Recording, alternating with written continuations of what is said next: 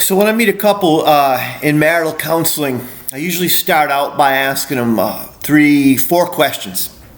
And the questions are this.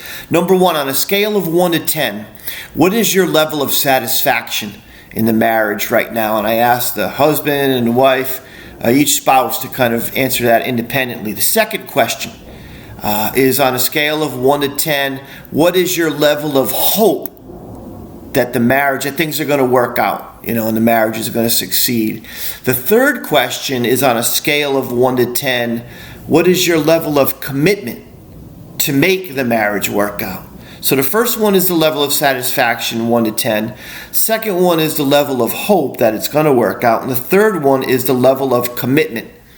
How willing are they to stick it out to make it work? And the fourth question I ask is, of those 3, which do you think is the most important? And most of the time, I hope that they say commitment, and most of the time they do. And I want to talk a little bit about commitment and why it's so important today. I read somewhere along the way that commitment was taking your partner wherever you go. That's what commitment is. Now, not literally like taking them physically wherever you go, but kind of emotionally, spiritually. I'm going to treat people, I'm going to act and behave as if my spouse was with me wherever I went. So, for example, I was in Kuwait in 2018, 2019.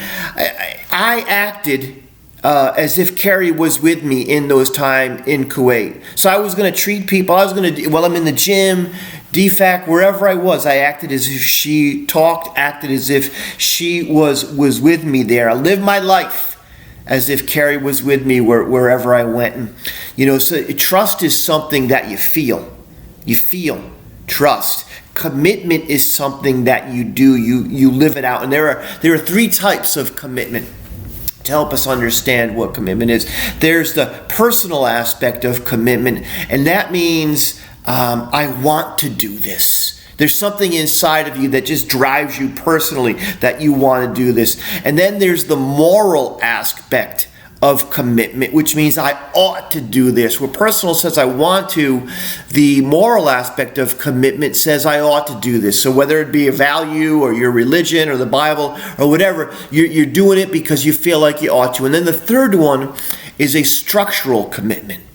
And that is, I do this because I have to do this. In other words, I have to stay in the relationship because I can't absorb the financial blow if we're out of it, or for the kids. And so there's 3 kind of motivating factors behind commitment. There's the personal, I want to, the moral, I ought to, and the structural, I have to or I need to. And really all of them can be helpful in us kind of focusing and maintaining a commitment. Commitment is the bedrock to a healthy relationship, and I want to give you right now a couple of reasons why. The first reason why commitment is so important into a relationship is because love is a decision and not a feeling. Love is not a feeling. Feelings fluctuate. They ebb and flow. They come and go. And sometimes I have deep, passionate feelings for my spouse, who I've been married to for almost 25 years. Other times the feelings aren't as strong. Sometimes I feel like, chicken. Sometimes I feel like steak. Feelings kind of fluctuate. If love was a feeling, it would be passive. It would be uncontrollable. I fell out of love with you. I can't help it. Just like I kind of fell in a trap door. If love was a feeling, then it would be kind of like a drug. Cupid hits us with his arrow, injects us, with the love potion number 9, and we're feeling all of these warm fuzzies.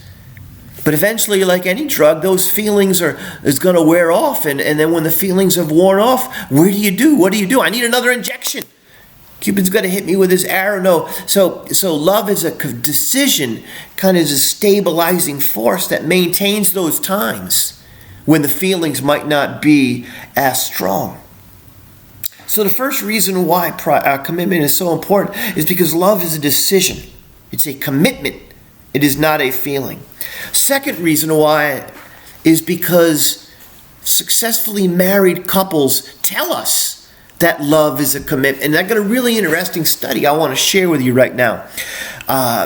Norman Wright was a marriage therapist, wrote many books on marriage counseling, premarital counseling. He wrote, as a matter of fact, a book that I have called the Premarital Counseling Handbook. And in it, he references this study. 300 happily married couples who had been married for over 15 years were given a list of kind of reasons why marriages succeed. And it was just this random list, and males and females, they did this separately, and they were each given the same list. And you can see the list. I'm going to put it up right here. And this is just a list of qualities. And they were asked to prioritize them. What are the reasons why your marriage succeeded? And so they kind of ranked them 1 to 10, and then they compiled all the studies. And one thing they found interesting is that the top 7 results were identical for males and females. It was just different. You'd think the male and female brain might be different, but when these results came in, males and females had the same top 7 results. So what I want you to do right now is I want you to I'd like you to do it with your spouse. Do it together. Rank your top 7 reasons why from this list, why you think your marriage is succeeding or will succeed. So take a moment and do that right now. You can hit pause. All right, so what I want to show you now is the actual top 7 results in the order that it was presented by the men and the women who did this study. You can see it right there. And you can see from that list that 3 of the top 7 are about commitment. 3 of the top 7 are not about kind of, this feeling of being in love. Is this idea that love is a decision. It is a commitment. Marriage is sacred. I want the relationship to succeed. So that's one thing. The other thing is, if you look at the top 2, it's based on this idea that it's about like and not love. There's not really a passion up there. It's about love as being a friend. Being a friend to your spouse. So we look at this study and we see that married couples tell us that commitment is what is important to a long and healthy marriage. The third reason is because I'm going to tell you right now, you will lean on commitment to carry your relationship through those difficult times. If you haven't yet, you eventually will. Okay? Another chart that I got from H. Norman Wright in the Premarital Counseling Handbook is this. He said he's compiled this chart after 15 years of research, study, and personal counseling with couples. And you can see it right there. It is the kind of the history of marital satisfaction throughout the couple's lifetime. And I want you to kind of look at that for a second here, and let's just take a little bit of time to kind of investigate what is going on here. I think the first thing you notice is where the marital satisfaction is highest. It is highest when the couples start. It is highest in the beginning of the relationship. It is highest when there are no other distractions. It is just the couple. Okay? When does it begin to lower? When the kids come. When does it get the lowest? When the kids are in high school. Hello, if you're there, if you've got kids in high school, like I do, it's hard. And I don't think that it's necessarily because the relationship is horrible, but I think one of the reasons why we see this decline as the kids come is because now the attention is no longer on one another, but it's on so many other different things now. Taking care of the kids. Usually in this time, the childbearing years is the career building years as well. So the focus in the beginning when it was just us is now shared with the children and all the different, things that come with that. And also the career as well. So it's an idea of maybe the relationship's not awful. There's just a lot of more distractions in the relationship now that we need to consider. And that would prove out when you see when does it begin to move back up. When, if you look at this chart, does marital satisfaction begin to improve? When the kids go. When they move out of the house. And now it's back to us again. And then you can see it declining at the end, I think probably because health issues need to be taken into consideration there. But here's some things we can learn from this graph is that, we need to pay attention to our marriage in those lean times. We need to lean on, those lean times might not be strong feeling times where we lean on our commitment to each other. And remember to be intentional about working on the relationship. So those are three things. I got one more. I want to just kind of go back and remind you, why is commitment so important? Because love is a decision, not a feeling. It's a commitment.